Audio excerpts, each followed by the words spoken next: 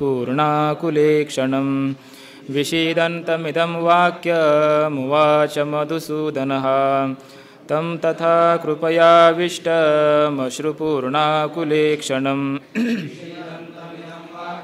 मुवाच मधुसूदनः तं तथा कृपयाविष्टमश्रुपूर्णाकुलेक्षणं विषीदन्तमिदं वाक्यमुवाच मधुसूदनः।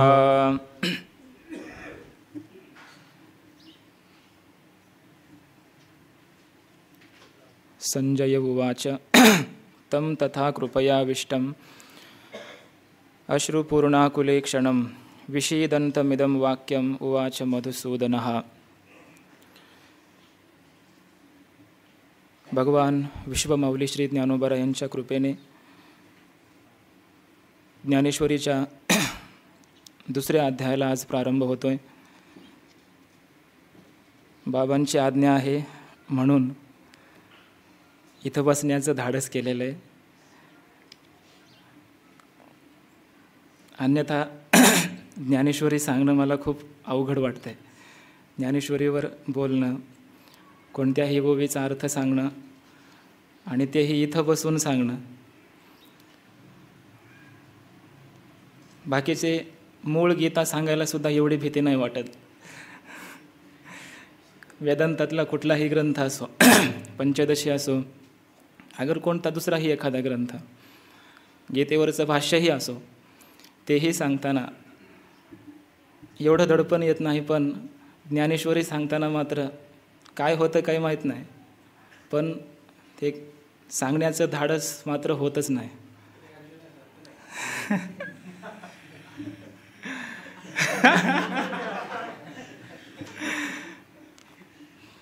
तैसे सधीर परी विरमले चित्त तयाचे।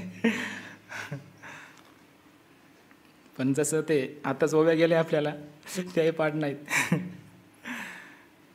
अर्जुनाची ही अवस्था पाहून भगवान परमात्मा धावून आलेच त्याला त्या अविवेकातून, त्या मोहातून दूर करण्यासाठी। तसं इथे सुद्धा आपल्याला सधीर करण्यासाठी, आपल्या मुखातून बोलण्यासाठी साक्षात परमात्माच आहेत आणि अंतःकरणामध्ये प्रविष्ट होऊन मुखातून तेच बोलणार आहेत। आपण फक्त उपाधी आहोत, बोलणारे, बोलून घेणारे हे सर्व तेच आहेत। बाबांच्या कृपेनं जसं होईल तसं आपण बोलण्याचा प्रयत्न करूया। हा दुसरा अध्याय आहे। या द्वितीय अध्यायाचं सूत्र 18व्या अध्यायामध्ये ज्ञानोबा यांनी सांगितलेलं आहे। दुसऱ्या अध्यायामध्ये काय सांगितलं आहे, काय विषय आला, त्या विषयाचं संक्षिप्त स्वरूप अर्ध्याच ओवीत ज्ञानोबा यांनी सांगितलं आहे। द्वितीय सांख्य सद्भाव प्रकाशिला। तरी पहिला जो अध्याय तो शास्त्र प्रवृत्ती प्रस्ताव, द्वितीय सांख्य सद्भाव प्रकाशिला। पहिल्या अध्यायामध्ये शास्त्राच्या प्रवृत्तीची प्रस्तावना आहे आणि दुसऱ्या अध्यायामध्ये सांख्य सद्भाव आहे। अर्थात ज्ञानशास्त्र, ज्ञानप्रधान हे शास्त्र, हे जे ज्ञानेश्वर महाराजांनी गीतेच्या संबंधानं म्हटलेलं आहे, किंवा समस्त वेदाचं जे तात्पर्य आहे की ज्ञानादेव तु कैवल्यम, समस्त वेदाचं जे कर्म, उपासना आणि ज्ञान असं कांडत्रयात्मक वेदामध्ये जे चिंतन आहे, जो विषय आहे, त्याहीमध्ये वेदाचं प्रधान कांड जर काय असेल तर ते ज्ञानकांड आहे। कर्म आणि उपासना, कर्माच्याद्वारे अंतःकरणाची शुद्धी, उपासनेच्याद्वारे अंतःकरणाची स्थिरता झाल्यानंतर ज्ञानादेव तु कैवल्यम अशी स्थिती असल्यामुळे आत्मस्वरूपाच्या अज्ञानाने भासलेला हा संपूर्ण प्रपंच, हा संपूर्ण बंध, अध्यास, अज्ञान, तो अज्ञानकृत असल्यामुळे आत्मस्वरूपाच्या ज्ञानानेच याची निवृत्ती होणार आहे असा हा अकाट्य आणि अबाध्य सिद्धांत असल्यामुळे वेदामध्ये जो वेदांत म्हणून, उपनिषद म्हणून जो विषय आला, जे ज्ञानशास्त्र आलं, तेच ज्ञानशास्त्र या गीतेमध्येही प्रधान रूपानेच आहे असं ज्ञानेश्वर महाराजांचं स्पष्ट मत आहे। ज्ञानप्रधान हे शास्त्र, हे गीताशास्त्र ज्ञानप्रधान अशा प्रकारचं आहे। त्या ज्ञानासाठी लागणारी योग्यता कर्म आणि उपासनेच्या द्वारे आपल्याला प्राप्त होते, म्हणून गीतेमध्ये सुद्धा वेदासारखंच कर्म आणि उपासनेचंही चिंतन आलेलं आहे. त्या कर्म उपासनेच्याद्वारे अंतःकरणाची योग्यता झाल्यानंतर ज्ञानाने मोक्ष प्राप्त होतो. हे जे वेदांतशास्त्राचं, सर्व वेदांचं, ऋषीमुनींचं, सर्व संतांचं मनोगत आहे, हृदगत आहे आणि ही वास्तव स्थिती आहे. यथार्थ आणि वास्तव अशा प्रकारची ही जी स्थिती आहे. तर या संबंधी ज्यावेळी अंतःकरणामध्ये शोक उत्पन्न होतो, त्या शोकाची आत्यंतिक निवृत्ती करण्यासाठी ज्ञानच हे एकमेव शास्त्र, ज्ञानशास्त्रच हे समर्थ आहे. आणि ते ज्ञानशास्त्र या दुसऱ्या अध्यायामध्ये सांगायला भगवंताने सुरुवात केली. किंबहुना या द्वितीय अध्यायामध्ये संपूर्ण गीतेचं सार आलेलं आहे असं म्हणायला हे काही हरकत नाही. कारण संपूर्ण गीताच बऱ्याच विद्वानांनी, भाष्यकारांनी असं म्हटलेलंही आहे की दुसऱ्या अध्यायाचा विस्तार म्हणजे पुढची संपूर्ण गीता आहे. द्वितीय अध्यायामध्ये कर्मासंबंधी सुद्धा विचार काही आलेला आहे. एषा ते अभिहिता सांख्ये बुद्धिर्योगे त्विमाम शृणु, अशा प्रकारे दुसऱ्या अध्यायाचे काही विभाग केलेत. काही श्लोकांमध्ये कर्मासंबंधी हे ज्ञान विषय सांगितलं आहे, काही श्लोकांमध्ये उपासनाही सांगितलेली आहे आणि काही श्लोकांमध्ये अगदी सुरुवातीला अशोच्यानन्व शोचस्त्वम इथून खरी गीता सुरू होते 11व्या श्लोकापासून. इथे ज्ञानाचा विचार मांडलेला आहे. तर इथे कर्म उपासना आणि ज्ञानाचा संक्षिप्त विचार या दुसऱ्या अध्यायामध्ये सांगितला. याचाच विस्तार म्हणजे संपूर्ण पुढची गीता आहे. म्हणून द्वितीय अध्याय हे संपूर्ण गीतेचं बीज आहे असं म्हणायला काही हरकत नाही. आणि या दुसऱ्या अध्यायामध्ये विशेषत्वाने ज्ञानाचं, ज्ञानशास्त्राचं, वेदांतशास्त्राचं प्रतिपादन केलेलं आहे भगवंताने. त्याचं कारण आहे की सुरुवातीला अर्जुनाच्या अंतःकरणामध्ये शोक आणि मोह निर्माण झालेले आहेत. या गीतेची ही प्रस्तावनाच आहे. संपूर्ण पहिल्या अध्यायाचा विचार मांडत असताना ज्ञानोबरायांनी जे म्हटलं की पहिला अध्याय म्हणजे शास्त्र प्रवृत्ती प्रस्ताव, शास्त्राच्या प्रवृत्तीचा. हे गीताशास्त्र का प्रवृत्त झालं, अर्थात भगवंताने हे ज्ञान का सांगितलं, हे ज्ञानशास्त्र का प्रवृत्त झालं, याचं जे कारण आहे हे कारणच पहिल्या अध्यायामध्ये अर्जुनाच्या भूमिकेतून प्रगट झालेलं आहे, व्यक्त झालेलं आहे. म्हणून भाष्यकारांनी गीतेची प्रस्तावना सांगत असताना 11व्या श्लोकापासून त्यांनी भाष्य सांगायला सुरुवात केली. पहिल्या अध्यायावर भगवत पूज्यपाद शंकराचार्यांनी भाष्य लिहिलंच नाही. दुसऱ्या अध्यायाच्या सुद्धा 10 श्लोकांवर शंकराचार्यांनी भाष्य लिहिलंच नाही. 11व्या श्लोकापासून भाष्य लिहायला आचार्यांनी सुरुवात केली आणि त्या प्रस्तावनेमध्ये सुरुवातीलाच भाष्यकारांनी संपूर्ण पहिल्या अध्यायाचं तात्पर्य सांगून ठेवलं. जरी भाष्य नाही केलं प्रत्येक श्लोकावर तरीसुद्धा पहिला संपूर्ण अध्याय आणि दुसऱ्या अध्यायाचे 10 श्लोक या संपूर्ण श्लोकांचं तात्पर्य आणि संक्षिप्त विषय आचार्यांनी सांगितलेला आहे.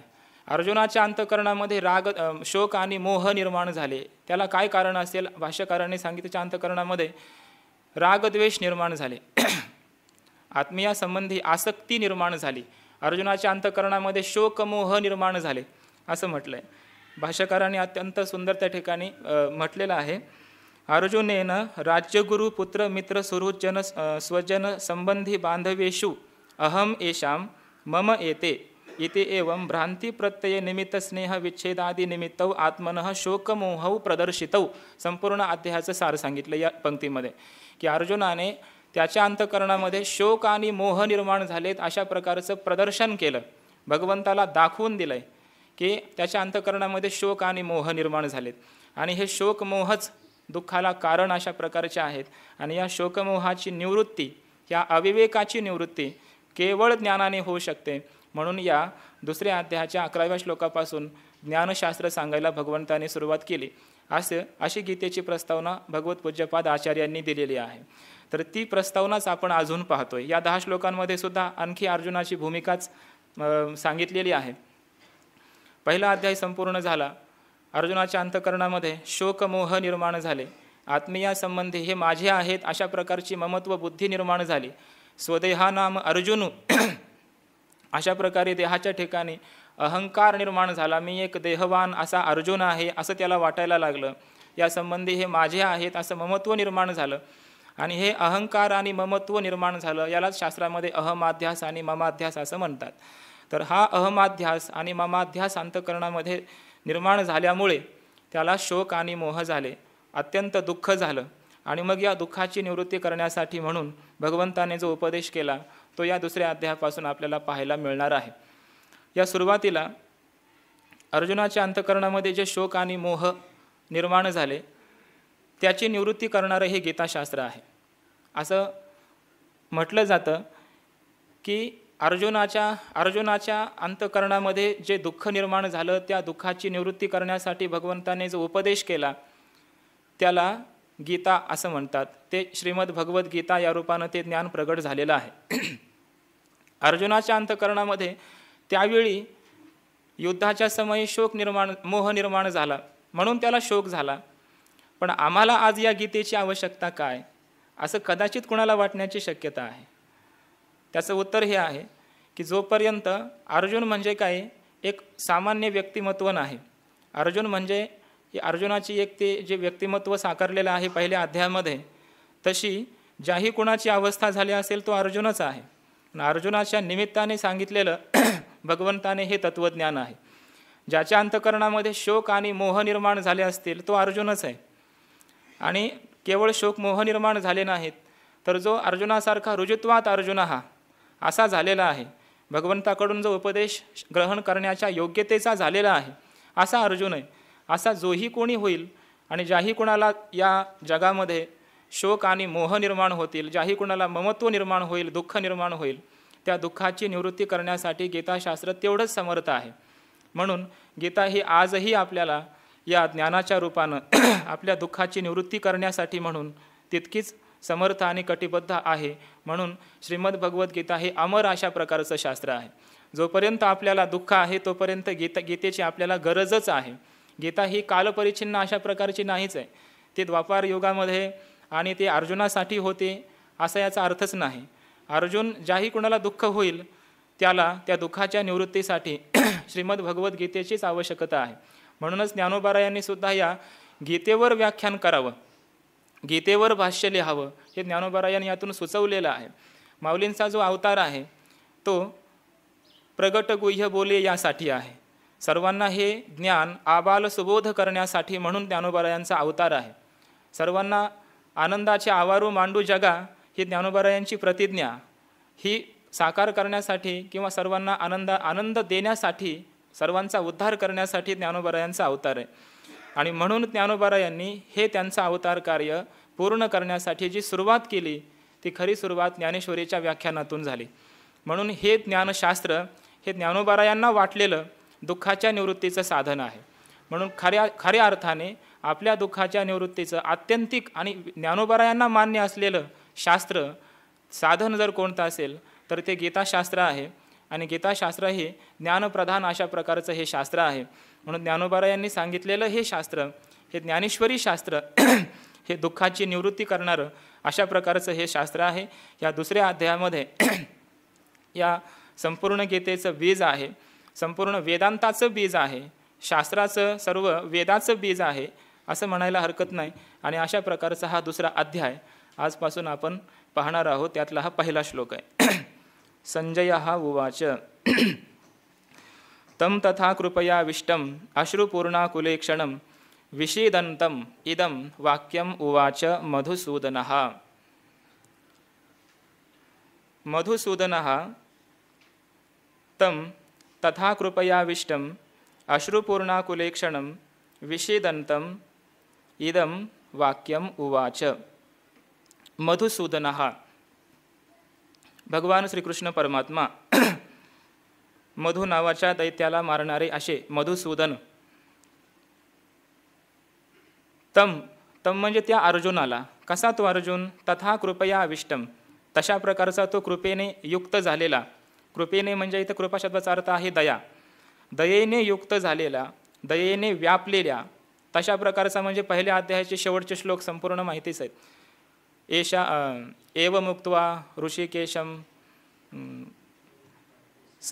एव मुक्त्वा अर्जुनः संख्ये रथोपस्थ उपाविशत विसृज्य सशरम चापम शोकसंविघ्न मानसः.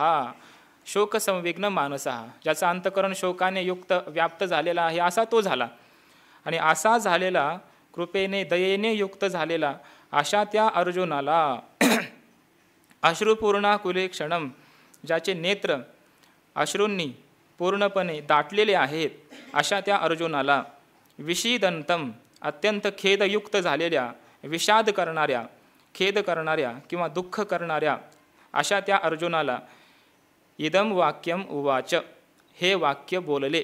अशा प्रकारचं परमात्मा बोलले. काय बोलले ते पुढच्या 2 श्लोकामध्ये संजय सांगणार आहे. इथे संजय म्हणतो अर्जुनाची ही अशी अवस्था पाहिली भगवंताने आणि मग अर्जुनाला भगवान परमात्मा असं म्हणाले. कसा झाला होता अर्जुन? पहिलं अर्जुनासाठी विशेषण दिलं कृपया विष्टम. तो अत्यंत दयेने युक्त झालेला आहे. त्याच्या अंतःकरणामध्ये, इथं दया म्हणजे सुद्धा मोह असा अर्थ घ्यावा, त्याच्या अंतःकरणामध्ये मोह निर्माण झालेला आहे. अश्रुपूर्णाकुले क्षणम, आणि त्यामुळे त्याच्या अंतःकरणामध्ये स्वकीयांच्या संबंधी अत्यंत ममत्व जागृत झालं असल्यामुळे हे माझे आहेत आणि माझ्यांना मी का मारू असं अंतःकरणामध्ये वाटलं असल्यामुळे त्याच्या नेत्रामध्ये अश्रुपात होत आहे. विषीदंतम अत्यंत खेद करत आहे, दुःख व्यक्त करत आहे. आणि अशा त्या अर्जुनाला भगवान परमात्मा म्हणाले. ज्ञानोबा याच्यावर भाष्य करतात. मग संजयो म्हणे रायाते, ऐके तो पार्थ तेथे शोकाकुल रुदनाते करीत असे. मग संजयो रायाते म्हणे, मग संजय धृतराष्ट्राला म्हणाला, ऐका तो पार्थ तेथे शोकाकुल रुदनाते करीत असे. तो अर्जुन, तो पृथापुत्र अर्जुन तेथे त्या युद्धाच्या समयी त्या ठिकाणी शोकाकुल रुदनाते करीत असे. शोकाकुल होऊन, शोकाने युक्त होऊन रुदनाते करीत असे म्हणजे रोदन करीत आहे, रडत आहे, रडणं करीत आहे.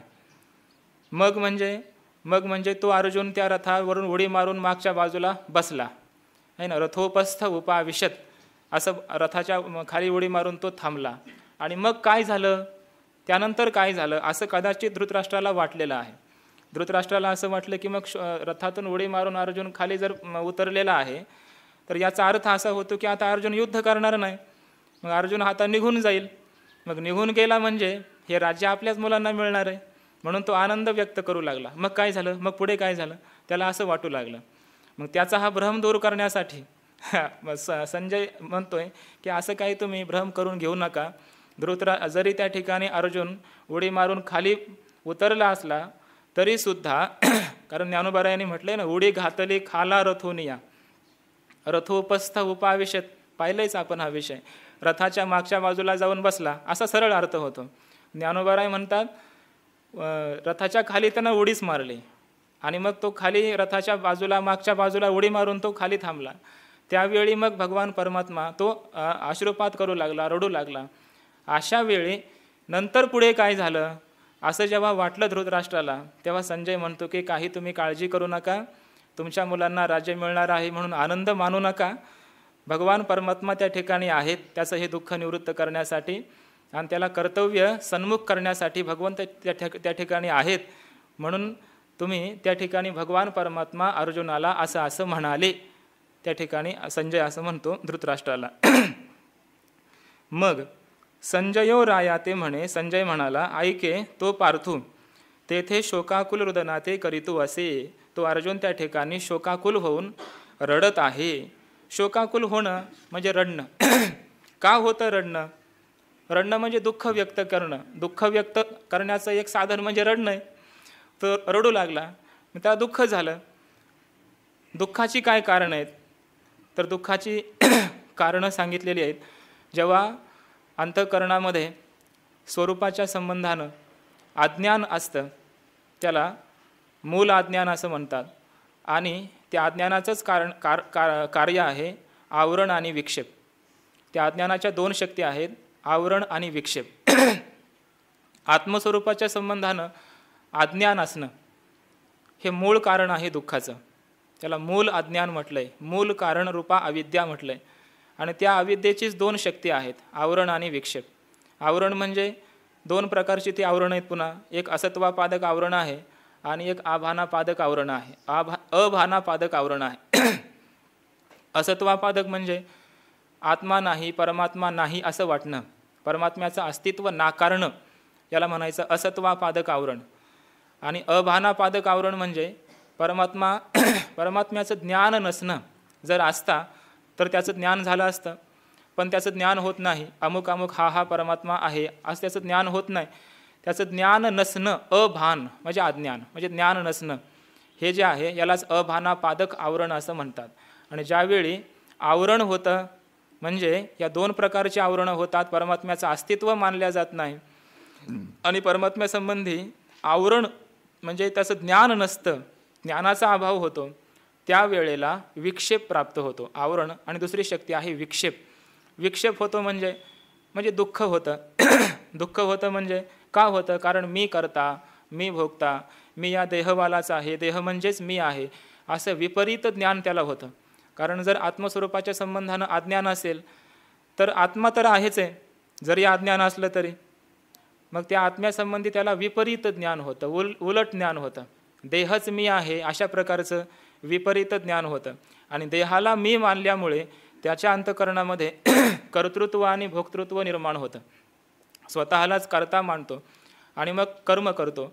कर्म केल्यानंतर त्या कर्माचं कर्तृत्व स्वीकारल्यामुळे तो मला याचं फल मिळालं पाहिजे असा भोक्ताही होतो. आणि भोक्ता होणं म्हणजे सुखदुःखान्य तर साक्षात्कार होणं, सुख किंवा दुःख प्राप्त होणं, सुखदुःखाचा भोक्ता होतो. मग सुखदुःख होतं. हे त्याला होण्याला कारण आहे विक्षेप.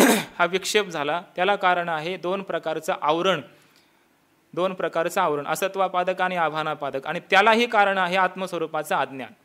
आणि आत्मस्वरूपाच्या अज्ञानामुळे, मूल अज्ञानामुळे त्याला हे सुखदुःखरूपी त्याला बंध त्याला भोगायला मिळतो, प्राप्त होतो.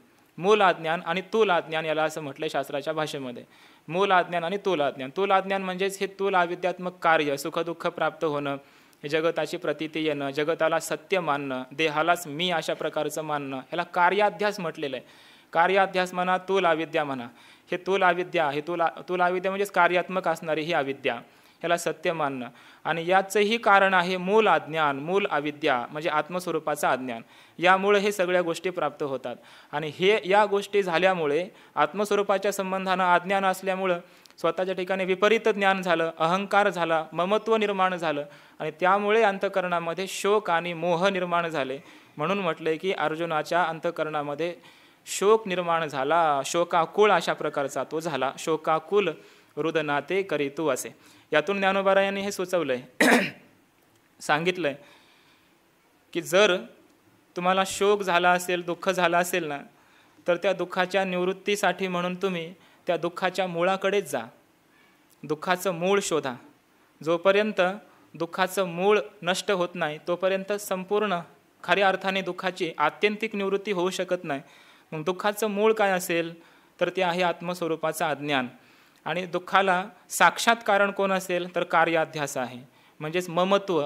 तो कार्याध्यास दोन प्रकारचा आहे, अहमाध्यास आणि ममाध्यास. याला कार्याध्यास म्हटलं. हे दोन्ही कार्याध्यासच आहेत.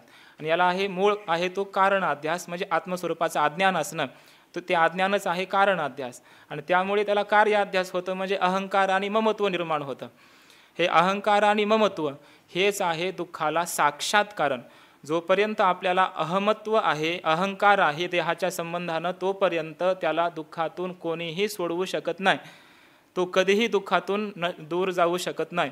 त्याला दुःखातून कधीही दूर जाण्याची शक्यताच नाही. त्यानं कितीही बाकीची साधनं केली तरीसुद्धा जोपर्यंत देहाविषयी ममत्व असेल, अहंकार असेल, मी देह अशी बुद्धी असेल, तोपर्यंत तो दुःखातून कधीही दूर जाऊ शकत नाही. या ठिकाणी महाभारतामधला एक श्लोक दिलेला आहे. ममेति मूलम दुःखस्य निर्ममेति च निर्वृतेः शुकस्य विगमे दुःखम न दुःखम गृहमूषके.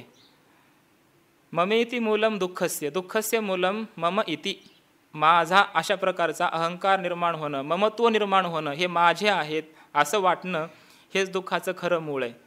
दुःखाला खरं मूळ कारण असेल तर अज्ञान आहे. त्यानंतर दुःखाला कारण कोण असेल तर अहमाध्यास आहे. आणि त्यानंतर दुःखाला कारण कोण असेल तर ममाध्यास आहे. कार्याध्यासामध्ये दुःखाला साक्षात कारण आहे ममाध्यास. जास्त दुःखाला कारण होतो माझेपणा, हा दुःखाला जास्त कारण होतो अहमाध्यासापेक्षा. त्यानंतर माझेपणा नसेल पण अहंकार असेल तरी त्याला दुःख होतं. दुसरं कारण आहे अहमाध्यास, देहाला मी असं म्हणणं. आणि देहाला मी म्हणत नाही पण मी कोण आहे हे माहिती नाही, म्हणजे अज्ञान आहे, तरी दुःख होणारच आहे. म्हणून दुःखाला मूळ कारण आहे ते अज्ञान, आत्मस्वरूपाचं अज्ञान. अज्ञान असल्यामुळं अहंकार आहे.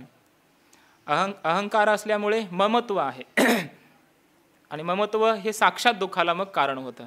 म्हणून म्हटलंय ममेती मूलम दुःखस्य, दुःखाचं मूळ कारण साक्षात कारण जर कोण असेल तर ममता हे आहे. निर्ममता इतिच निर्वृत्ते, हे निर्ममता म्हणजे ममता राहित्य, माझेपणा अंतकरणामध्ये नसणं, हे निर्वृत्ते हे म्हणजे सुखाला कारण ठरणारं आहे, सुखाचं ते साधन आहे. त्याला उदाहरण दिलंय शुकस्य विगमे दुःखम. एखादा पोपट जर त्या पिंजऱ्यातून आपल्या घरामध्ये पिंजरा असावा, पिंजऱ्यामध्ये तो पोपट आहे आणि तो पोपट जर त्या पिंजऱ्यातून निघून गेला तर शुकस्य विगमे दुःखम, त्या मालकाला दुःख प्राप्त होतं. पण न दुःखम गृहमूषके, घरातला एखादा उंदीर जर परत घराच्या बाहेर गेला तर त्याला दुःख होत नाही. का? पोपटाच्या विषयी ममत्व आहे, उंदराच्या विषयी ममत्व मात्र नाही. म्हणून ममता हे दुःखाला कारण आहे. यासाठी हे उदाहरण दिलंय. ममेति मूलम दुःखस्य, ममता हे दुःखाचं मूळ अशा प्रकारचं कारण आहे. आणि ही ममता अंतकरणामध्ये निर्माण झाली अर्जुनाच्या, म्हणून शोकाकुळ रुदनाते करीतू असे. साक्षात दुःखाला कारण ठरला ममाध्यास, त्याला ममत्व झालं आणि ममता झाल्यामुळे रडायला लागला, दुःख व्यक्त करू लागला. ते कुळ देखोनी समस्त स्नेह उपनले अद्भुत, तेने द्रवले असे चित्त कवणे परी. ते समस्त कुळ देखोनी, ते आपलं संपूर्ण कुळ पाहून अद्भुत स्नेह उपनले, अत्यंत अद्भुत आश्चर्यकारक विलक्षण असं स्नेह म्हणजे अंतःकरणामध्ये ममता मोह उपनले उत्पन्न झाला. तेने आणि त्यामुळे द्रवले असे चित्त कवणे परी, तेने कवणे परी चित्त द्रवले असे. त्याचं चित्त कशा प्रकारचं द्रवलं, कसं त्याचं चित्त द्रवीभूत झालं, त्यासाठी उदाहरण माऊलींनी पुढच्या ओवीमध्ये दिलेलं आहे. त्या समस्त कुळाला अर्जुनाने पाहिलं. शक्यता काय होते बऱ्याच वेळेला की आपल्या ममतेचे विषय जर दूर असतील तर कदाचित त्या मोहामध्ये तेवढी प्रवृत्ती नसते मोह उत्पन्न होण्यामध्ये. पण जेव्हा ती आपल्या आवडीची व्यक्ती किंवा मोहाचे विषय जेव्हा आपल्या जवळ येतात, इंद्रियांच्या समोर येतात, आपण त्यांना पाहतो, त्यावेळी आपल्या अंतःकरणामध्ये मोह विशेष रूपाने तो प्रगट होतो. म्हणजे तो पूर्वी नसतो असं नाही. ज्या अर्थी आत्ता प्रगट झाला पाहून, याचा अर्थ न पाहता सुद्धा तो होताच, पण तो अप्रगट होता, सूक्ष्म होता, दुःखाला कारण ठरणारा अशा प्रकारचा साक्षात तो नव्हता. पण ते ममतेचे विषय अर्जुनाने समोर पाहिलेत, आहे ना. आपलं सेनयोर उभयोर मध्ये स्थापयित्वा रथोत्तमम, त्याचा रथ दोन्ही सेनेच्या मध्ये उभा आहे आणि त्यानं संपूर्ण आपल्या बांधवांना प्रत्यक्ष पाहिलेलं आहे. आणि पाहिलं असल्यामुळे अरे हे तर माझेच आहेत असं त्याला ते समोर दिसलेलं आहे, पाहिलेलं आहे. आणि या सर्वांनी आपल्यावर जे जे काही उपकार केलेत ते सर्व उपकार त्याला आठवत आहेत. आणि ते आठवल्यामुळे त्याला स्मरण होतंय. सगळं स्मरण झाल्यामुळे त्याला दुःख होतंय. पुन्हा आठवून अर्जुन मोह व्यक्त करतोय, दुःख व्यक्त करतो. त्या स्मृतीसाठी काही कारणं सांगितलीत. स्मरण कधी होतं मनुष्याला? काही सदृश पदार्थ पाहिले की आपल्याला आपल्या ह्याचं स्मरण होतं, त्या विषयाचं स्मरण होतं. समजा आपली आई आहे तर आपल्या आईसारखी एखादी व्यक्ती पाहिली तर माझी आई अशीच होती, आपल्याला स्मरण होतं. सदृश्यता पाहिली की आपल्याला स्मरण होतं. किंवा संबंधी, आपल्या नातलग, आपल्या संबंधी एखादा मित्र आहे किंवा आपला एखादा बंधू आहे, कोणी आहे, त्याला पाहिलं की त्याच्या संबंधानं दुसरे संबंधी आपल्याला आठवतात. आपला जुना एखादा मित्र जर भेटला तर त्याला भेटल्यानंतर आपण चर्चा करतो की अरे आपला एक दुसरा मित्र होता, त्याचं आता काय चाललंय. म्हणजे स्मरण का झालं? हा भेटला म्हणून झालं. संबंधी भेटला की मग स्मरण होत असतं. तसे अर्जुनाचे संबंधी समोर त्यानं पाहिलेत सगळे, आणि संबंधी पाहिले असल्यामुळं त्याला संपूर्ण गोष्टींचं स्मरण होतं आहे. गुरूंनी आपल्यावर केलेले उपकार, भीष्माचार्य वगैरे सर्वांनी आपल्यावर केलेले जे उपकार आहेत यांच्या सर्व उपकारांचं तो अर्जुन स्मरण करतो. आणि स्मरण झाल्यामुळे प्रत्यक्ष आपल्या संबंधींना पाहिल्यामुळे त्याच्या अंतःकरणामध्ये विशेष असा मोह प्रगट झाला. स्नेह उपनले, अद्भुत स्नेह उपनले, विशेष असा मोह, विलक्षण मोह उत्पन्न झाला. तेने द्रवले असे चित्त, आणि त्या मोहामुळे त्याचं चित्त अत्यंत द्रवीभूत झालं. कवणेपरी, कसं ते द्रवीभूत झालं त्यासाठी माऊली उदाहरण सांगतायत पुढच्या ओवीमध्ये. जैसे लवन जळे झळंबले ना अभ्र वाते हाले तैसे सधीर परी विरमले हृदय तयाचे. जैसे ज्याप्रमाणे लवन जळे झळंबले ना अथवा अभ्र वाते हाले तैसे सधीर परी तयाचे हृदय विरमले. जैसे ज्याप्रमाणे लवन मीठ जळे झळंबले पाण्याशी झळंबलं एकीभूत झालं की ते विरघळून जावं. पाण्याशी त्या मिठाचा संपर्क आला की ते मीठ ज्याप्रमाणे विरघळून जावं ना अथवा अभ्र वाते हाले अभ्र म्हणजे ढग मेघ वाते हाले वायूने हालायला लागतात तैसे त्याप्रमाणे सधीर अत्यंत धीरयुक्त धैर्ययुक्त असले त्याचं अंतकरण तयाचे चित्त सधीर परी विरमले. त्याचं हृदय अत्यंत सधीर होतं धैर्ययुक्त होतं पण तरीसुद्धा आपल्या बांधवांना पाहून त्याचं चित्त विरमले म्हणजे विरघळून गेले द्रवीभूत अशा प्रकारचं त्याचं चित्त झालं. वास्तविक पाहता मीठ हे कडक आहे पण तरीसुद्धा कडक असलेलं ही मीठ त्या पाण्याशी संबंध आला का पाण्याचा त्या मिठाचा संबंध आहे पाण्याशी. उदाहरणंसुद्धा अत्यंत अपूर्व आहेत ज्ञानोबा यांचे. उगाच काही उदाहरणं माऊली देत नाहीत. त्या उदाहरणात सुद्धा अपूर्वता असते. मिठाचा पाण्याचा संबंध आहे ना त्या पाण्यापासूनच निर्माण झालंय मीठ. मिठाला पाणी दिसल्याबरोबर ते विरघळूनच गेलं. का गेलं विरघळून त्याला माहिती आहे या पाण्यामुळेच मी निर्माण झालेलो आहे. आज जे माझ्यामध्ये कडकपणा दिसतोय तो कुणामुळे कुणामुळेच आहे.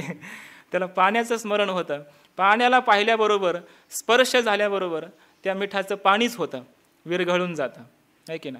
त्याप्रमाणे अर्जुनसुद्धा कडक आहे धैर्ययुक्त आहे. त्याचं अंतकरण काही सामान्य नाही. पुढे सर येणार आहे संपूर्ण वर्णन अर्जुनाचं. असा अर्जुन आहे धैर्यशाली आहे वीर आहे पण ही वीरता ज्यांनी दिली तेच समोर आहेत. म्हणून अर्जुनाला वाटलं की ही धीरता मी जो आज अर्जुन आहे ते यांच्यामुळेच आहे आणि ते समोर आहे ते संबंधी आहेत माझे. त्यांचा माझा संबंध आहे. कोणी गुरु आहेत गुरु शिष्याचा संबंध आहे आमचा. कोणी आमचे चुलते आहेत कोणी पितृ आहेत आमचे. हे सगळे आमचा संबंध आहे आणि संबंध असल्यामुळे त्यांना पाहिल्यावर हा त्या मिठासारखा अत्यंत द्रवीभूत अशा प्रकारचा झाला. विरघळून त्याचं अंतकरण गेलं. अंतकरणात मोह निर्माण झाला.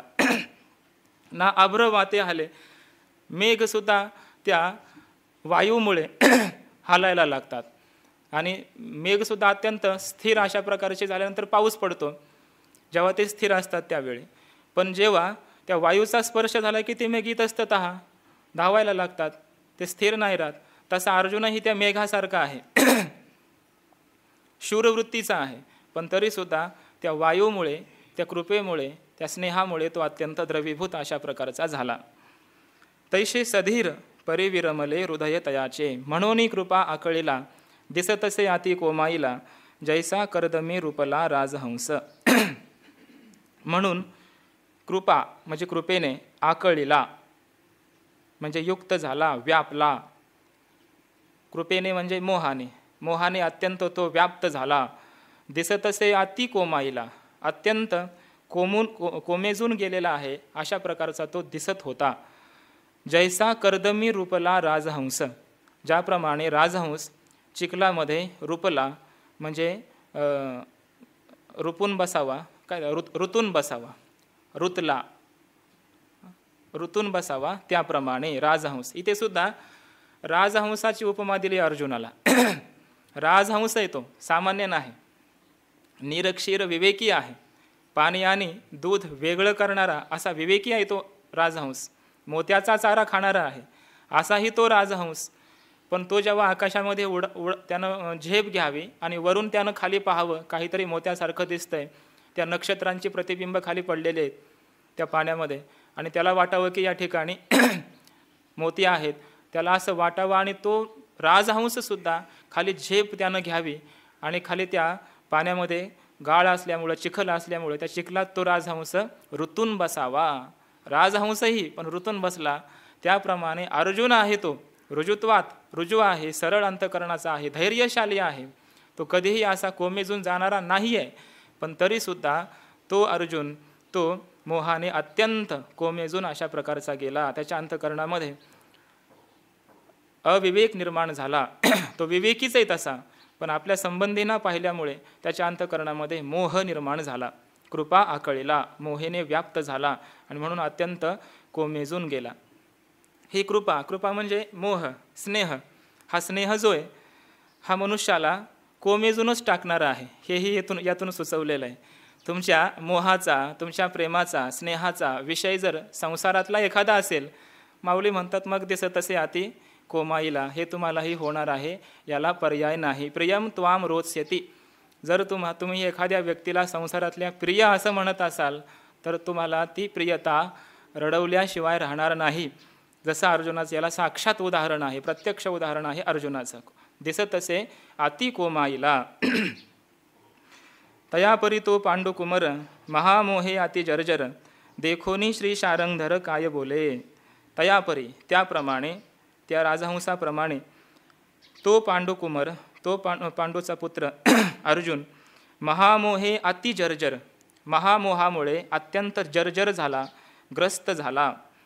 देखोनी श्री शारंगधर काय बोले. आणि अशा त्या अर्जुनाला पाहून श्री शारंगधर, शारंग नावाचं धनुष्य धारण करणारे भगवान परमात्मा काय बोले, काय बोलतात ते पुढच्या श्लोकातून सांगतायत. तयापरी त्याप्रमाणे हा अर्जुन महामोहाने अत्यंत जर्जर झाला, ग्रस्त झाला. महामोह याचा अर्थ या ठिकाणी आहे कार्यासह असलेलं अज्ञान, अविवेक. अविवेकच आहे, पण त्या अविवेकाला सुद्धा मूळ कारण अज्ञान आहे. त्याला आत्मस्वरूपाच्या संबंधानं अज्ञान आहे. म्हणून ज्याला जसं पंचदशीमध्ये म्हटलं ना सुरुवातीला, सविलास महामोह ग्राहग्रास एक कर्मणे, तो महामोह म्हणजे तो पण कसा महामोह, सविलास महामोह. विलास म्हणजे कार्य, कार्यासह असलेला महामोह म्हणजे अविवेक, अज्ञान. आणि ते अज्ञान या ठिकाणी, आणि त्या महामोहाने माऊली सुद्धा काय म्हणतात, अर्जुनाच्या अंतःकरणामध्ये महामोह निर्माण झाला. हा सामान्य मोह नाही, हा महामोह आहे. महामोह आहे म्हणजे तो त्याला आत्मस्वरूपाच्या संबंधानं, महान असलेल्या आत्मस्वरूपाच्या संबंधानं त्याला अविवेक झालेला आहे, अज्ञान आहे. आणि त्या अज्ञानासह त्याला झालेला जो भ्रम, त्या भ्रमाला या ठिकाणी महामोह असं म्हटलं आहे. महामोह. आणि या महामोहामुळे म्हणजे स्वतःच्या ठिकाणी स्वदेहानाम अर्जुनू आणि परदेहानाम स्वजनू आणि संग्रामानाम मलिनू पापाचारू, यालाच म्हणायचं महामोह. देहाला मी म्हणणं, देहासंबंधीना माझे म्हणणं, आणि हे कार्य मला पापाला कारण ठरेल, मला पाप उत्पन्न होईल असं वाटणं, हाच महामोह आहे. असा महामोह त्याच्या अंतःकरणामध्ये निर्माण झाला. आणि असा अर्जुनाला पाहून भगवान परमात्मा म्हणाले. श्री भगवान उवाच. कुतस्त्वा कश्मलमिदं विषमे समुपस्थितम् अनार्यजुष्टमस्वर्ग्यमकीर्तिकरमर्जुन. विषमे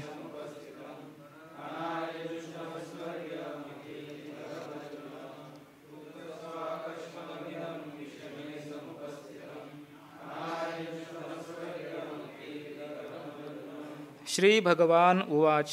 कुतः त्वा कश्मलम इदं विषमे समुपस्थितम् अनार्यजुष्टम अस्वर्ग्यम अकीर्तिकरम अर्जुन.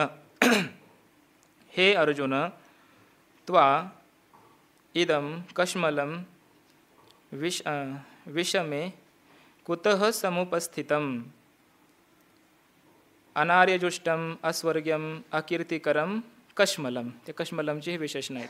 हे अर्जुन, इदं अनार्यजुष्टम अस्वर्ग्यम अकीर्तिकरम कश्मलम त्वा विषमे कुतः समुपस्थितम.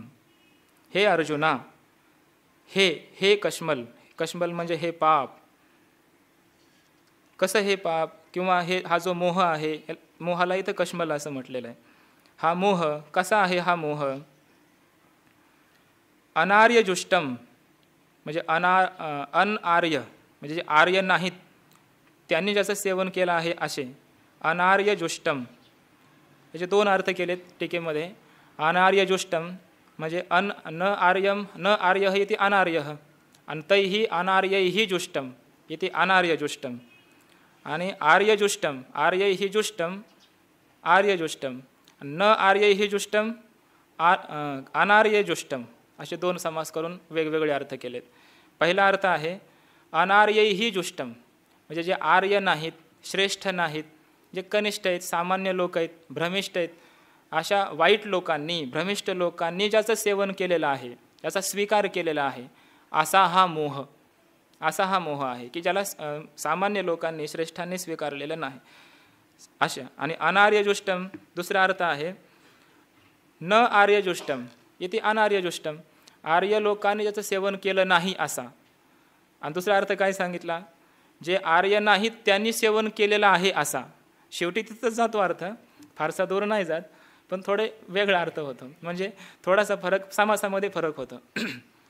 कोणी सेवन केलं याचं उत्तर मिळतं एका अर्थातून, आणि कोणी सेवन केलं नाही याचं उत्तर मिळतं एका अर्थातून. असे दोन अर्थ आहेत. कुणी सेवन केलं नाही, आर्य पुरुषांनी सेवन केलं नाही, याला म्हणायचं अनार्यजुष्टम. आर्यजुष्ट नाही, आर्यांनी सेवन केलं नाही, अनार्यजुष्ट. आणि दुसरा अर्थ आहे कुणी सेवन केलं, अनार्यजुष्ट. अनार्यही जुष्टम, जे आर्य नाहीत त्यांनी सेवन केलंय. असे दोन अर्थ त्या ठिकाणी उत्पन्न होतात. अनार्यजुष्टम, अस्वर्गीयम म्हणजे स्वर्गाला कारण न ठरणारा, स्वर्गाला प्राप्त करून न देणारा. अकीर्तिकरम म्हणजे दुष्कीर्तिकारक, म्हणजे कीर्तीसुद्धा प्राप्त करून न देणारा, उलट दुष्कीर्तीच करणारा असा. इदम कश्मलम म्हणजे हा मोह, त्वा म्हणजे तुला, विषमे कुतः समुपस्थितम या संकटसमयी, विषम परिस्थितीमध्ये, युद्धाच्या वेळेला तुझ्या अंतकरणामध्ये हा मोह कशामुळे बरे उत्पन्न झाला, असं परमात्मा म्हणू लागले. म्हणजे हा जो मोह तुझ्या अंतकरणामध्ये उत्पन्न झाला, तो का उत्पन्न झाला सांग, त्याचं काय कारण आहे. कारण हा मोह कसा आहे, अनार्यजुष्ट आहे, अस्वर्गीय आहे, अकीर्तिकारक अशा प्रकारचा आहे, तुझी कीर्ती घालवणारा असा आहे. आणि असा हा वाईट असलेला मोह तुझ्या अंतकरणामध्ये का निर्माण झाला, कशामुळे आता या परिस्थितीमध्ये उत्पन्न झाला सांग. म्हणजे इथे का उत्पन्न झाला हे भगवंताचं खरं म्हणणं आहे. विषमे कुतः समुपस्थितम, ह्या युद्धाच्या वेळेला. मग आधीच कळत नव्हतं का तुला हे माझे आहेत म्हणून. ज्यावेळी तू शिष्टाई करण्यासाठी आम्हाला पाठवलं तेव्हाच पाठवायचं नव्हतं, तेव्हाच सांगायला पाहिजे होतं तू आम्हाला की आम्हाला हे युद्ध नको, हे राज्य त्यांनाच राहू द्या, नको आम्हाला, आवश्यक नाही ह्या राज्याची, काही गरज नाही, स्वर्गालाही आम्हाला जायचं नाही, युद्ध काय ते हे युद्ध करून राज्य प्राप्त करून न कांक्षे विजयम कृष्ण न च राज्यम न सुखानिच, हे सगळं आम्हाला काहीच नको आहे तो म्हणतो. हे जर काहीच नको होतं तर तो त्याचवेळी आम्हाला सांगायचं. आणि युद्धाला प्रवृत्तच नव्हतं व्हायला पाहिजे आधीच, पण तो युद्धाला प्रवृत्त झाला, आला युद्ध करण्यासाठी, या ठिकाणी धनुष्य घेऊन आला. आणि आता युद्ध नको म्हणतो, हे मात्र क्षत्रियासाठी योग्य नाही, आता नाही योग्य. आम्ही तो अगोदरच नाही म्हटला असताना तर त्याचंही आम्ही वर्णनच केलं असतं की याच्या अंतकरणामध्ये मोह नाही, असं आम्ही त्याही तुझं वर्णन केलं असतं, तुझं म्हणणं आम्ही स्वीकारलं असतं. पण इथे येऊन तू नाही म्हणतोस, याचा अर्थ काय, अगोदर तुला राज्य पाहिजे होतं म्हणून तू युद्धासाठी तयार झाला, आणि आता म्हणतो न राज्यम न सुखानीच, इथं येऊन नको म्हणतो. याचा अर्थ काय, आता तुझं म्हणणं मात्र हे चुकीचं आहे, तुला आता युद्ध केलंच पाहिजे, इथं येऊन तुला आता हा मोह उत्पन्न झाला. हे असं का झालं. ज्ञानोबराय म्हणतात, म्हणे अर्जुना आधी पाही, हे उचित काय ये ठाई, तू कवन हे काही करीता हासी. आता ह्या ओव्यांचा अर्थ आहे ना, जसा आहे तसाच जरी आपण सरळ घेतला तरी तो खूप सुंदर आहे. त्याचं फारसं भाष्य करत बसल्यानंतर त्याचा अर्थ स्पष्ट होण्याच्या ऐवजी त्यातला आनंदच निघून जाईल, इतकं ते सरळच आहे. आणि माऊलींनी फार अगदी खुबीमध्ये, अगदी संभाषण पद्धतीमध्ये माऊलींनी सांगितलेलं आहे. म्हणे भगवंत म्हणाले, अर्जुना, हे अर्जुना, आधी पाही, अगोदर तू हा विचार कर, हे उचित काय ये ठाई, हे उचित काय, या वेळेला, या ठिकाणी, म्हणजे या युद्धाच्या स्थानी हे काय उचित आहे काय, हे योग्य आहे काय, हा विचार कर ना तू. तू कवन, तू कोण आहेस हा विचार कर. हे काही करीत आहासे, हे तू काय करतोयस हाही तू विचार कर. म्हणजे इथे तू हे करतोयस आहे ना, हे उचित काय ये ठाई, या ठिकाणी हे उचित आहे का पाही, हा विचार कर. तू कोण आहेस, तू एक क्षत्रिय आहेस आणि तू हे असं युद्ध नको म्हणतोस, हा विचार कर. आणि काय करीत आहेस, युद्धातून परांगमुख होणं हे तुझ्यासाठी योग्य आहे का, हाही तू विचार कर. तुझं सांगे काय झाले, कवन उणे आले, करिता काय ठेले खेद काहीसा. सांगे तुझं काय झाले, सांग बरं, तुला नेमकं झालंय काय. कवन उणे आले, काय तुला कमी काय पडलं हे सांग. करिता काय ठेले खेद काहीसा, काय करता करता ऊन कमी पडलं, काय बंद पडलं, खेद काहीसा. तू कसला हा खेद, कशा करता तू हा खेद करतोयस, हे दुःख व्यक्त करणं हे तुझं कशा करता आहे. तुला नेमकं काय कमी पडलं, काय उणे आले, तुझ्यामध्ये कमतरता कोणती आहे. काय करिता ठेले, एखादं काम करता करता मध्येच काहीतरी प्रतिबंध यावा, तसं तो युद्ध करता करता मध्येच बंद पडलास. काय नेमका प्रतिबंध कुठला आला हे सांग. करिता काय ठेले खेद काहीसा, हा खेद कशा करता तू करतोयस. तू अनुचिता चित्त नेदिसी धीर कही न संडिसी, तुझेनी नामे अपयशी दिशा लंघिजे. तू कोण आहेस हा विचार कर. कवन तू असं म्हटलं ना, तू कवन वरच्या 6व्या ओवीत म्हटलंय, तू कवन हा विचार कर.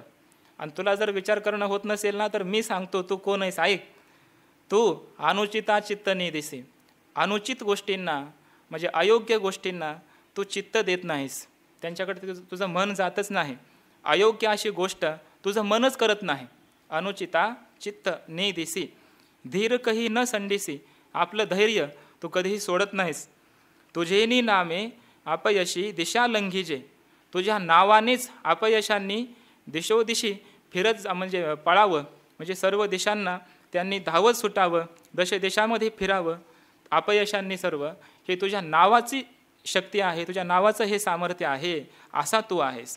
तू अयोग्य गोष्टींना कधी चित्त देत नाहीस. सर्वांना गोष्टी वगैरे माहिती आहेत, या ठिकाणी सांगितलेल्या पण आहेत.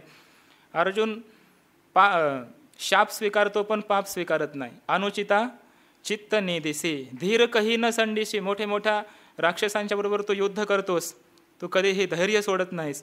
आणि तुला कधी अपयशच प्राप्त झालं नाही. इतकंच नाही तर तुझ्या नावाने अर्जुन असं कोणी जर म्हटलं दुसऱ्या कोणी, तर दुसऱ्यांनी सुद्धा तुझ्या केवळ नावानेच नाव घेतल्याबरोबर त्यांची सर्व अपयश 10 देशांना पळून जावीत, अशी तुझ्या नावाची शक्ती आहे. तुझी शक्ती काय असेल हा विचार कर. तू कोण आहेस. तू शूरवृत्तीचा ठावो क्षत्रिया माझी रावो, तुझी या लाठेपणाचा आवो तिही लोके. तू शूरवृत्तीचं स्थान आहेस, वसतिस्थान आहेत. शौर्याचं वसतिस्थान म्हणजे तू आहेस. शौर्यानं राहावं कुठं, तर तुझ्या ठिकाणी येऊन राहावं, असं शौर्याचं वसतिस्थान म्हणजे तूच आहेस. क्षत्रिया माझी राव, क्षत्रिय जे आहेत त्या सर्व क्षत्रियांमध्ये राजा तू आहेस, क्षत्रियांचा मुकुटमणी आहेस. तुझी या लाठेपणाचा आवो तिही लोकी, तिन्ही लोकांमध्ये तुझ्या मोठेपणाची प्रसिद्धी आहे, दबदबा आहे, तुझा पराक्रम सर्व तिन्ही लोकांमध्ये प्रसिद्ध आहे, अशा प्रकारचा तू आहेस. म्हणजे हे का सांगतात, अकीर्तिकरम हे सांगायचं आहे ना पुढे, की असा तू आहेस, एवढी तुझी कीर्ती आहे. पण तू जर या मोहाने व्याप्त होऊन युद्धातून परांगमुख होशील तर तू एवढा मोठा, पण तुझी एवढी मोठी कीर्ती ही जाऊन तू अपकीर्तीला प्राप्त होशील. तुवा संग्रामी हरजिंतीला निवात कवचांचा ठाय फेडिला, पवाडा तुवा केला गंधर्वांसी. तुवा संग्रामी हरजिंतीला, तो युद्धामध्ये भगवान शंकराला जिंकलस. निवात कवचांचा ठाय फेडिला, निवात आणि कवच नावाचे जे 2 राक्षस आहेत त्यांचा ठाव ठिकाणाच तू नाहीसा केलास. पवाडा तुवा केला गंधर्वांसी, तू गंधर्वांबरोबर सुद्धा पवाडा केलास, म्हणजे तुझा पवाडा गंधर्वांनी गावा अशा प्रकार तू आहेस. युद्धामध्ये तू त्या गंधर्वांनाही हरवलंस आणि त्यामुळे गंधर्वांनी पण तुझी स्तुती करावी, अशा प्रकारचा तू आहेस. आता या ठिकाणी 2-3 कथा आलेल्या आहेत. तुवा संग्रामी हरजिंतीला, एका वेळेला अर्जुन वनवासामध्येच असताना पाशुपतास्त्र प्राप्त करून घेण्यासाठी हिमालयामध्ये तपश्चर्या करीत बसला भगवान शंकराकडून. तर तपश्चर्या करत असताना भगवान शंकराने अर्जुनाची परीक्षा घेण्याकरिता म्हणून एका भिल्लाचं रूप घेतलं आणि त्या ठिकाणी भगवान शंकर आले. आणि त्याच वेळेला त्या ठिकाणी एक राक्षस होता. त्या राक्षसाने सुद्धा अर्जुनाला मारण्यासाठी म्हणून एका डुकराचा वेश घेऊन तो त्या ठिकाणी झडप घेण्यासाठी तो राक्षस डुकराच्या वेशामध्ये निघाला. अशा वेळी अर्जुनाने त्या डुकराला पाहिलं आणि भगवान शंकरांनी पाहिलं त्या भिल्लाच्या वेशामध्ये, आणि अर्जुनाने बाण सोडला आणि त्याच वेळेला भगवान शंकरांनी सुद्धा बाण सोडला.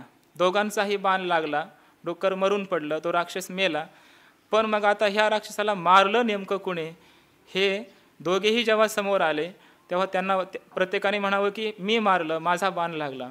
मग ही शिकार कुणाची याविषयी त्यांच्या अंतःकरणामध्ये विवाद निर्माण झाला. त्या भिल्लाच्या वेशामध्ये असणाऱ्या भगवान शंकरांनी युद्धाला प्रेरणा दिली. त्यावेळी दोघांमध्ये युद्ध झालं, अर्जुनामध्ये आणि त्या भिल्लामध्ये, म्हणजे भगवान शंकराच्या बरोबर. आणि त्या युद्धामध्ये भगवान शंकराशी सुद्धा तोड द्यावी अर्जुनाने, भगवंताच्या प्रत्येक शास्त्राला प्रहार उलट पुन्हा प्रहार करावा, ही जेव्हा शक्ती सामर्थ्य अर्जुनाचं भगवंताने पाहिलं, भगवान शंकरांनी, तेव्हा भगवंत प्रसन्न झाले असं म्हटलंय. आणि भगवंताने पाशुपत अस्त्र दिलं. म्हणून म्हटलंय की तुवा संग्रामी हर जिंकिला, भगवान शंकरांचंही मन जिंकून घ्यावं किंवा भगवान शंकराला जिंकावं अशी तुझी शक्ती आहे, सामर्थ्य आहे. निवात कवचांचा ठाव फेडिला. आता हे निवात आणि कवच नावाचे दोन राक्षस आहेत, यांचा सुद्धा तो ठाव ठिकाणा नाहीसा केलास, या संबंधी सुद्धा कथा आलेली आहे. हे निवात आणि कवच कोण होते त्या संबंधी प्रल्हादाचा जो भाऊ आहे त्याचं नाव आहे संराध असेचं नाव आहे. त्याचे पुत्र म्हणजे हे दोन आहेत, निवात आणि कवच. प्रल्हादाच्या भावाची मुलं हे निवात आणि कवच आहेत. हे अत्यंत पराक्रमी होते. भगवान ब्रह्मदेवाकडून त्यांना वर प्राप्त झाला होता, त्यामुळे तिन्ही लोकांना यांनी त्रस्त केलं होतं. इंद्राला सुद्धा हे ऐकत नव्हते, युद्धामध्ये पराभूत करायचे. असे असणारे हे राक्षस, यांना मारण्यासाठी म्हणून इंद्राने अर्जुनाला काही शस्त्रास्त्र दिले, काही विद्या दिली आणि अर्जुनाला सांगितलं की या दोन राक्षसांना तो मारून टाक. आणि अर्जुनाने या निवात कवचाबरोबर युद्ध केलं आणि दोघांना सुद्धा मारून टाकलं. निवात कवचांचा ठाय फेडिला. आणि इंद्राची जी राजधानी होती ती इंद्राला परत देऊन टाकली. म्हणून अर्जुनाने या दोन राक्षसांचाही पराभव केला. पवाडा तुवा केला गंधर्वांशी. ज्यावेळी हे अर्जुन वगैरे सर्व वनवासामध्ये असताना दुर्योधन पत्ता त्याने काढला की हे कुठे आहेत, त्यावेळेस यांना मारून टाकण्यासाठी म्हणून त्या दुर्योधनाने 11 अक्षौहिणी सेना बरोबर घेतली आणि धृतराष्ट्राला सांगितलं आपल्या पित्याला की मी या गवळ्यांचे जे वाडे आहेत ना, गवळी वाडे, त्यांना जरा बघून येतो, फिरून येतो, असं खोटं तो म्हणाला आणि राज्याच्या तो बाहेर गेला यांना मारण्यासाठी म्हणून. हे जेव्हा भगवंताला समजलं तेव्हा भगवंताने त्या गंधर्वांना आज्ञा दिली की दुर्योधन सेना घेऊन पांडवांना मारण्यासाठी निघालाय, त्यांच्याबरोबर तुम्ही युद्ध करा. म्हणून जेव्हा गंधर्व आले त्यांनी यांना अडवलं आणि मग यांचं घनघोर असं युद्ध झालं. त्या युद्धामध्ये दुर्योधनाला त्या गंधर्वांनी पकडलं आणि गंधर्व लोकाला घेऊन गेले. आता हे समजलं जेव्हा अर्जुन आला तेव्हा माझ्या भावाला घेऊन गेले, म्हणून अर्जुन गंधर्व लोकांमध्ये गेला आणि त्यांच्याबरोबर त्यानं युद्ध केलं आणि गंधर्वाला हरवलं आणि त्यानं दुर्योधनाला घेऊन आला. म्हणून गंधर्वांनी सुद्धा याचं वर्णन करावं, याचं संरक्षण करण्यासाठी आम्ही आलो होतो, पण आमच्याबरोबर युद्ध करून यानं आपल्या भावालाही घेऊन जावं आणि आम्हाला हरवावं, एवढं सामर्थ्य याचं आहे, याचा स्वभावही किती शुद्ध आहे आणि याची वीरतासुद्धा किती आहे, या गोष्टींचा पवाडा गंधर्वांनी सुद्धा गावा. म्हणून म्हटलंय पवाडा तुवा केला गंधर्वासी, असा तू शूर आणि वीर आहेस. पाहता तुझे नि पाडे दिसे त्रैलोक्य ही थोकडे, ऐसे पुरुषत्व चोखडे पार्था तुझे. पाहता विचार केला असता तुझे नि पाडे, तुझ्या योग्यते तुला म्हणजे पाहता तुझे नि पाडे, तुझ्या योग्यतेने त्रैलोक्य ही थोकडे दिसे, हे संपूर्ण त्रैलोक्यसुद्धा लहान दिसतंय, अल्प अशा प्रकारचं वाटतं तुझ्या योग्यतेसमोर, तुझ्या सामर्थ्यासमोर. ऐसे पुरुषत्व चोखडे पार्था तुझे, हे पार्था तुझे पुरुषत्व ऐसे चोखडे, असं शुद्ध अशा प्रकारचं पुरुषत्व तुझं आहे.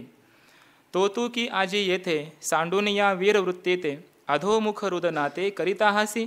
तो तू, असा तो तू आहेस आणि काय आजी येथे, आज या ठिकाणी वीरवृत्ती ते सांडून या, तुझ्या वीर अशा वृत्तीला स्वभावाला सोडून अधोमुख होऊन खाली डोकं घालून रुदनाते करीता हासी, रडणं करीत आहेस, शोकाकुल होत आहेस आणि रडत आहेस, हे तुला करणं योग्य आहे का? तू कोण आहेस याची जाणीव अर्जुनाला भगवंताने करून दिली.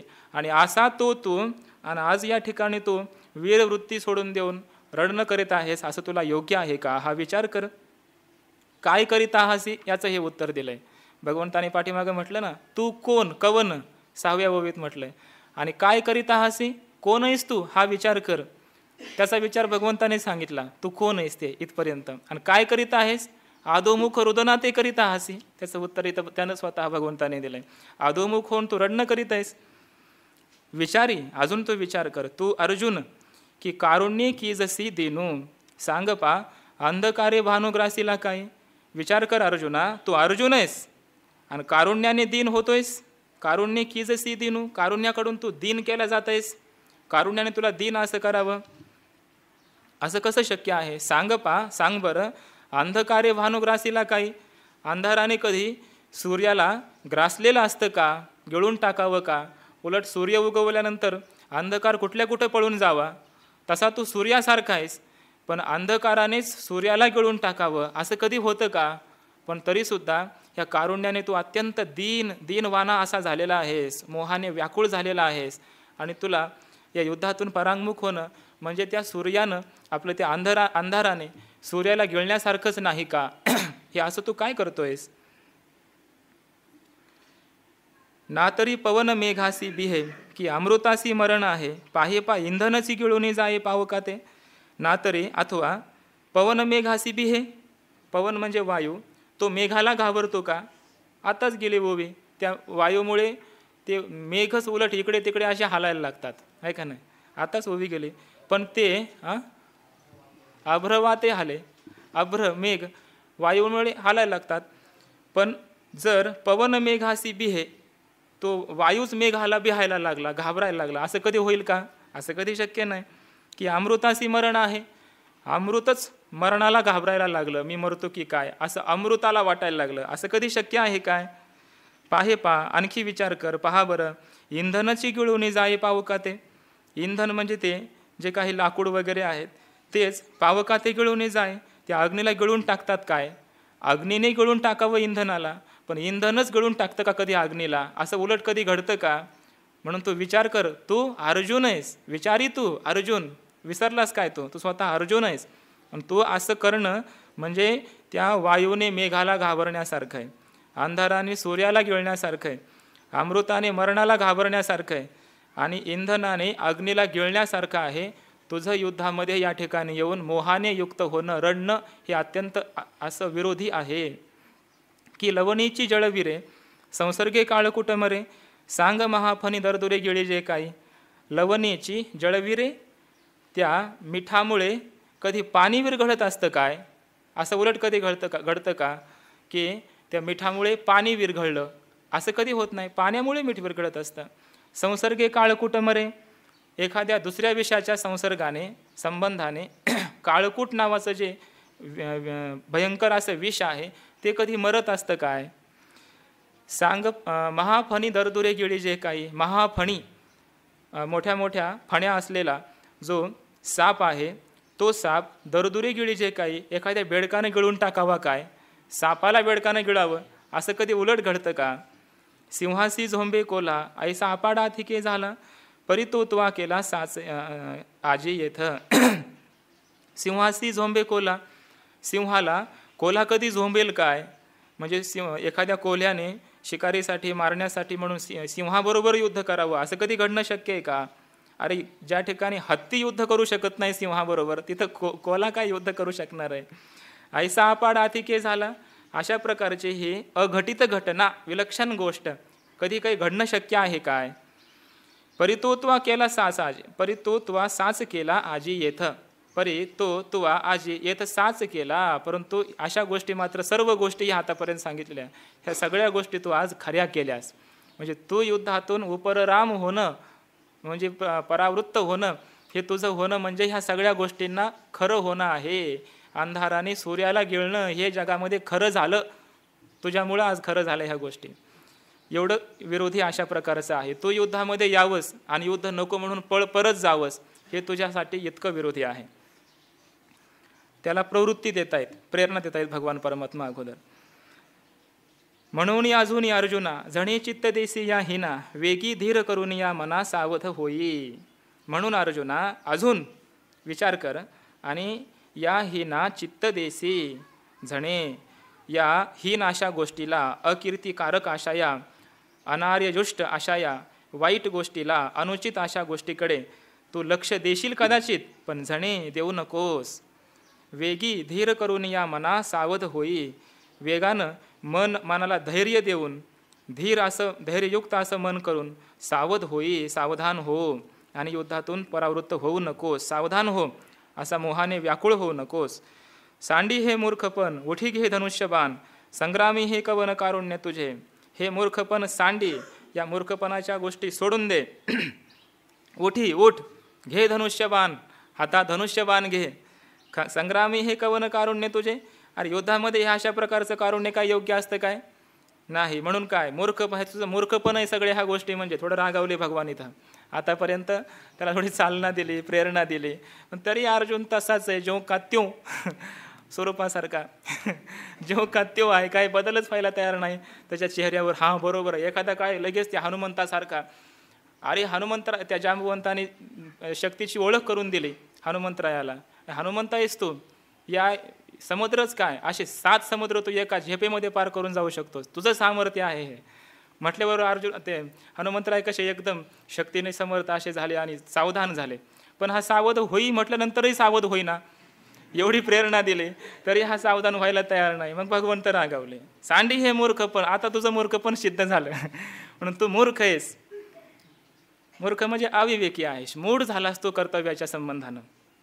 धनुष्य बाण घे हातामध्ये आणि युद्धासाठी तयार हो.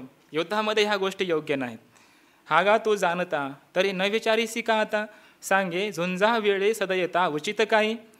अरे अर्जुना, गा म्हणजे अरे हे अर्जुना, थोडंसं आणखी कोमल भाषेमध्ये बोलतात. कारण कधी कधी काय होतं, एकदम असं रागावलं की मग पुढचाही मनुष्य रागावतो आणखी. एक तर मला समजना काय करावं ते, आणि तू पुन्हा आणखी मला मूर्ख म्हणतो असं म्हटल्यानंतर तो पुढचाही मनुष्य आणखी गलित गात्र होतो आणि जा मग आता तर करतच नाही असंही म्हणू शकतो एखादा तसं यानं करू नये म्हणून भगवंत म्हणतात, हा गा तू जाणता. अरे अर्जुना, जाणतायस ना तू, तरी न विचारीसी का आता, अजूनही का तू विचार नाहीस बरं करीत. विचार करणं जरा. सांगे झुंजा वेळे सदयता उचित काय. युद्धाच्या वेळेला अशा प्रकारची दया करणं हे काय योग्य आहे काय उचित आहे काय.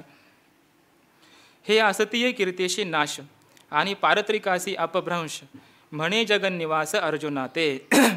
हे तुझं करणं युद्धाच्या वेळी सदयता होणं, दया उत्पन्न होणं, मोह उत्पन्न होणं, हे तुझं कसं आहे, असलेल्या कीर्तीचा नाश करणं आहे. असतीये कीर्तीचे नाशू. आतापर्यंत तुझी काही कीर्ती मिळवलीस त्या संपूर्ण कीर्तीचा नाश करणारी ही गोष्ट आहे. आणि पारत्रिकासी अपभ्रंशू, हा पारत्रिकासी म्हणजे परलोकासंबंधी, परलोकाच्या प्राप्तीसंबंधी. अपभ्रंश म्हणजे मुकणं आहे तुझं, अडथळा निर्माण आणणारं अशा प्रकारची ही गोष्ट आहे. म्हणे जगन्निवास अर्जुना ते, असे भगवान परमात्मा अर्जुनाला म्हणाले. म्हणजे अनार्यजुष्टम या पदावर माऊलींनी विस्तारानं व्याख्यान केलं आहे. अस्वर्ग्यम आणि अकीर्तिकरम या 2 पदांचं व्याख्यान या एकाच ओवीच्या म्हणजे ओवीमध्ये पूर्वार्धामध्ये केलं आहे. असतीय कीर्तीसी नाशू अकीर्तिकरम, पारत्रिकासी अपभ्रंशू म्हणजे अस्वर्ग्यम, या 2 पदांचं एका चरणामध्ये वर्णन झालं आहे. आणि पाठीमागे जेवढं वर्णन आहे सगळं हे अनार्यजुष्टम याचं वर्णन आहे, की आर्य लोकांनी असं नाही केलं, तू स्वतःच असं कधी आजपर्यंत केलं नाहीस. म्हणून त्या आर्य, तो आर्य कोण आहे, तो तूच आहेस आर्य. म्हणून तूच असं पूर्वी कधी केलं नाहीस आणि ते तू आता करतोयस. म्हणून ही गोष्ट तुला योग्य नाही. मग काय कर, तर उठी घे धनुष्यबाण, धनुष्यबाण हातामध्ये घे आणि युद्धासाठी तयार हो. आणि जर होत नसशील तर भगवंत म्हणतात की मी तुझ्यावर आणखी रागावणार आहे, पण तो उद्या रागावतो, म्हटले आज नाही. पुंडलिक वरदा हरी विठ्ठल श्री ज्ञानदेव.